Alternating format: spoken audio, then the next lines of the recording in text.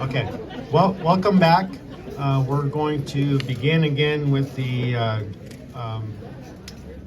reading of the joint resolution and the site dedication. Off to my right here, we have various dignitaries that have come to join us to do this.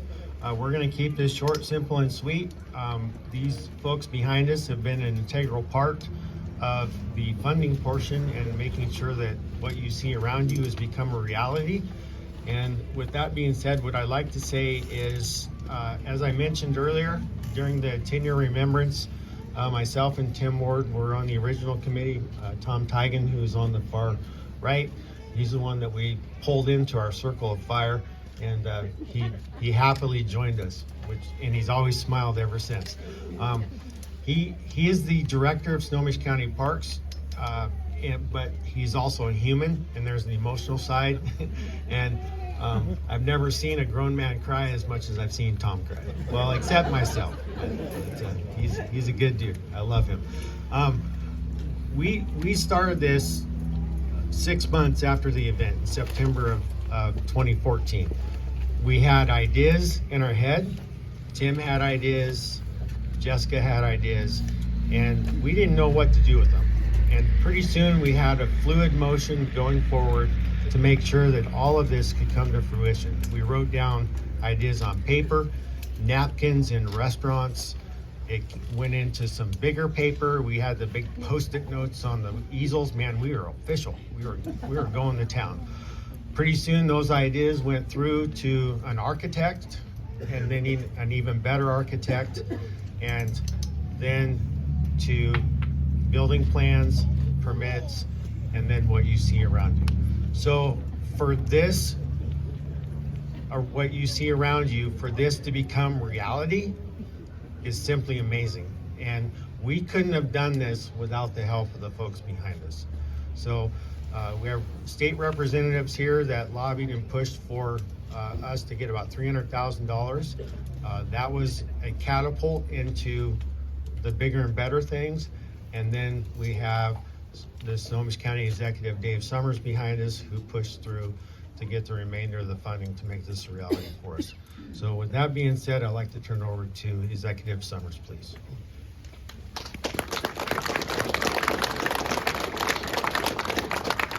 Thank you so much, and just from the bottom of my heart, thank you to everybody here today.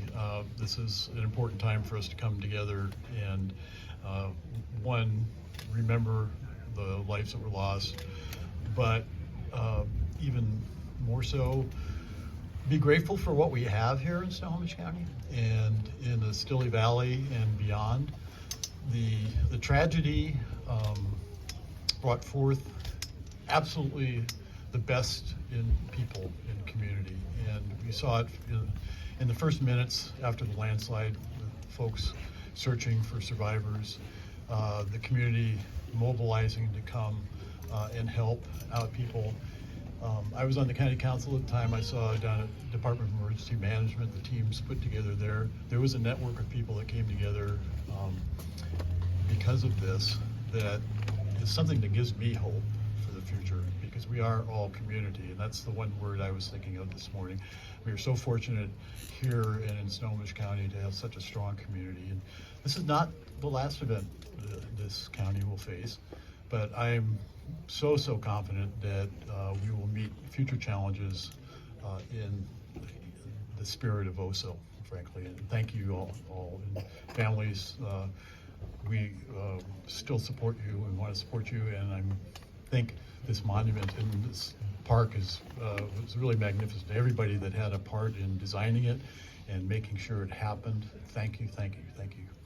So as we do at the county, we do resolutions, and I would like to read a joint resolution between the Snohomish County Council and myself, Executive Summers, remembering the victims, families, and responders of the 2014 SR 530 landslide. Be prepared, there's a lot of whereases. We do whereases. Whereas on March 22nd, 2014, a massive landslide occurred along SR 530, resulting in devastating impacts to the community of Oso and nearby town of Darrington and city of Arlington. It was the single deadliest landslide in our nation's history, claiming the lives of 43 people, destroying 49 homes and 112 properties.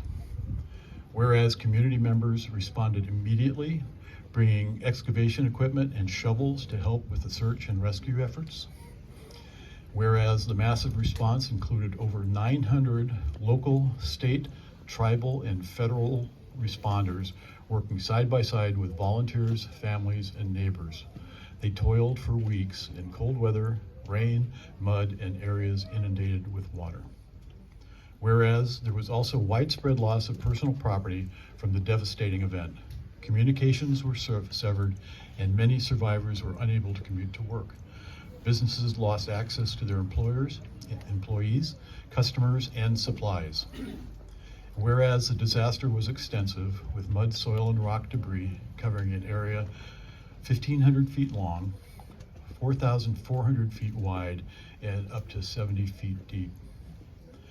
Whereas for years afterward, the Oso Landslide Memorial Committee worked with family members, community members, and Snohomish County Parks and Recreation to build a permanent memorial at the site of the mudslide. The goal of this collaborative process was to pay tribute to those who were lost, as well as the survivors, responders, and surrounding communities. And whereas preparation and construction on the memorial site began in October 2022 and was recently completed, the memorial provides a place of healing and reflection to those impacted by the tragedy. And whereas on March 22nd, 2024, the remembrance and memorial dedication will take place to recognize 10 years since the SR 530 landslide and to honor victims, survivors, families, surrounding communities, and responders. Now therefore it be resolved that the Snohomish County Council and Snohomish County Executive do hereby jointly recognize the 10-year anniversary of this tragic event, honor the memories of those lost and communities impacted, and express gratitude to the many who responded to this event and to those who collaborated to build this educational and profoundly significant memorial. Approved this 20th day of March 2024, signed by County Council members and myself. So we're dedicate this park to all of you and to this community and to the future of Snohomish County. We wanted to keep this very simple and keep the focus on the earlier memorial, and so with that, our park is dedicated.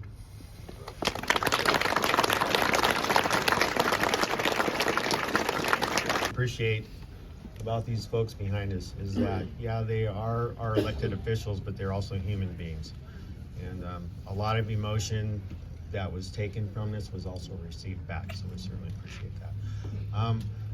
Lastly, I do have a guest that would like to speak. It's Tanya Hanity. She's with the Snohomish tribe, and she has a few words that she would like to say.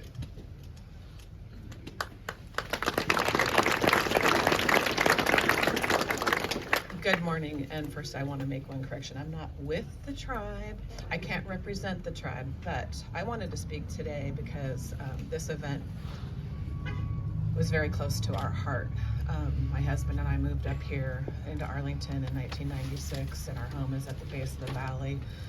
And in the days after the slide, we would sit in our living room and we would hear the Chinooks rattling our windows as they recovered bodies and brought them out of the mud and to where they were going to be next. And it was a very traumatic time for a lot of people. Little did we know we were going to have an even bigger bond to this tragedy that would be revealed to us later. So I wrote something that I wanted to share today. It says, today we gather, honor, and remember. 10 years ago today, our community was changed forever when the largest landslide ever recorded in the history of the United States hit our area in Oso, Washington. 43 lives were taken, and friends and families were never the same. Over the next few weeks, our community went through unimaginable pain, loss, heartache, and transformation. Each one of us did what we could to help. At some point during the process, each of us would break down, rise up, and continue. When that moment came for me, I wrote my thoughts, posted them on Facebook, and moved on. At that time, I had no way of knowing that my future grandchildren's grandfather, Stephen Hadaway, was taken from us. We hadn't even met yet. I had no way of knowing how through that loss we would gain so much. The families of the 43 victims bonded in a way that few in this world will ever experience. Sean and I were welcomed by this new family after our first grandchild, Blake, was born. His birth forever changed us, forever connected us to these remarkable people, and for that we are grateful. In the moments after the slide, my husband was hunting and I called him home when I realized the gravity of what had happened. He was supposed to take 5:30 up, but had decided to go a different route. And I told him, your river needs you. His tribe is the river people. And the Soxhawtl tribe is on the other end of that river. And I'm like, your people need you. You need to come home. And he came home, and we learned through the course of the day what happened. He had to fly to DC the next day, so he wasn't here in some of the most traumatic times for his tribe and for our communities. So I was put in a place of communicating with our then mayor, Barbara Talbert, on a daily basis, and we got into a routine where in the morning she would call me and she would relay the things to me that she wanted me to tell my husband, because he would call me in between meetings during the day when he had time. And at night I would call her back and give her his responses. And then he had his council people here on the ground doing the work until he could return. And one night I got overwhelmed, and I sat down and I poured my heart out on Facebook, and then I closed it and went away. And that next morning when Barbara called me, she said, before we talk, I need to say something to you. And I was like, what's that? And she said, I was lost last night. I was overwhelmed last night. I was at a breaking point, and I sat down and I went on Facebook just to lose some time. And I read your words, and they brought me to my knees, and I cried, and I can't tell people that. But because of that, I was able to stand up today and do what I needed to do. So I wanted to share those words with you today. It's called Living in the Shadow of Tragedy. The past few days seem like a dream. Our community has suffered an unimaginable disaster. As I try to wrap my head around this, I have to move forward with my day. Kids to get off to school, bills to pay, clothes to wash, dogs to feed. It is all overshadowed by a growing sorrow, one that starts at the outer regions of your body and slowly, day by day, settles into your heart and grips your throat. I have watched this unreal scene play out in my small town. At first, the news crews were set up by City Hall with the road out front of the police department blocked for news updates to be filmed. Local agencies had control, and neighbors were poised to do anything it took to help. Monday evening, that started to change in a good way. At least that's what you tell yourself. Your head understands, but your heart has a hard time processing. You see, the National Guard and FEMA arrived and brought expertly trained search and rescue teams. One of the teams is the very same team that worked Ground Zero with the World Trade Towers. They bring knowledge, specialized equipment, and dogs, all of which we desperately needed. By then, you realize something has changed. When you drive past the police station, the news trucks are gone and the roadblock is down. The faces you have come to know are not there, and you see military men and women in uniform coming and going from City Hall. You begin to realize your local officials are no longer in control in the situation, and that is when your head and your heart come into conflict. Although your head understands that your resources are not equipped to handle the disaster of this magnitude, your heart begins to ache as outsiders take over. A voice says, these are our friends, and they need our help. We live here. Who are you? You have friends and family aiding in the search that you are praying for. As you are processing these emotions, you drive past Holler Park and see it. The massive news camp where vans, satellite dishes, bright lights, and people everywhere, right in the very place you take your children to play. The reality hits you. They are not going away anytime soon. You go home and see all the reports from local and national stations, scenery and buildings in the background. They're all too familiar to you. The places you shop, get your hair done, your bank, chiropractor, favorite restaurants, and yes, the hardest sight of all, our river. Yes, you have to be here. Yes, our town has changed forever. From the bottom of our hearts, we want to thank you. Just remember, this is our town. These are our people. And when the search is over, the funerals are held, and you go home, we will remain here in our town forever changed. living in the shadow of tragedy.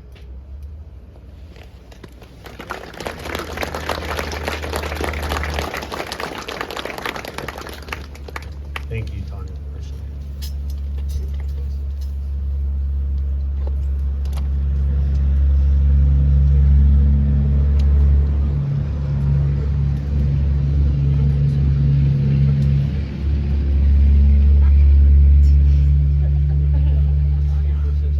Now he hates me.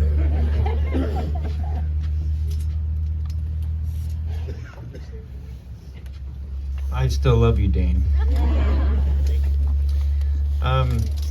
I will say we had an incredible connection with the families here and with the group that really stood up. 7, 8, 9 of you came together to say we want to do this, and it's been a long journey, a 9.5-year journey. But really, it's always about a larger community, and quite honestly, Snohomish County is its own community. And I would just like to say, number one, thank you to all the families and folks that participated and held all of us up. Everybody in the parks that was working on this, and all the folks that were planning this and trying to put it together, and were frustrated at times. Thank you so much. But I also have to say a really sincere thank you to Executive Dave Summers and the county council members, and it's multiple generations of John Lovick was the executive when this happened. Dave Summers has been now the last little over 8 years. So if you ever believe that government isn't good at working together, I will tell you, in this valley and in this county, we do work together. We listen to people, we honor their thoughts, we honor what they want to achieve, and we find ways to empower them, and they empower us, and we make it happen together as community. So Executive Summers and our county council members, state legislators, our governor, across the board, every one of these people, and many before them, and now some after them, will fully support this and engage on this. So thanks to the families. Thank you, Dayn. Thanks, Tim and John and Seth, and love you all like brothers. Jessica, never had a sister, so way to go. I've only had brothers, and I have more now. But it really is. Yeah, that's a tough sister to have, I'll tell you that. There we go. Okay, let's not go there, folks. I'm really thankful that I work for and I live in a county that cares about people, that really honors that commitment daily. So whenever you feel like hammering on your elected officials or saying what isn't going right and why is it going this way, just remember, we're all human beings. We're all here to try to make things better. Sometimes we get it completely right, and today is one of those times when you have your executive, council members, our governor, our state legislators, these families, we did it right, and you were all part of that, so thank you.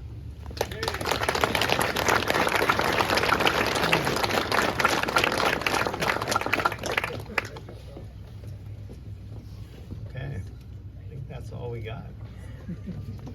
Again, I want to thank you all for coming. On behalf of the families, the committee, these folks behind me, the community, the first responders, thank you all. Much appreciated. We'll hug now.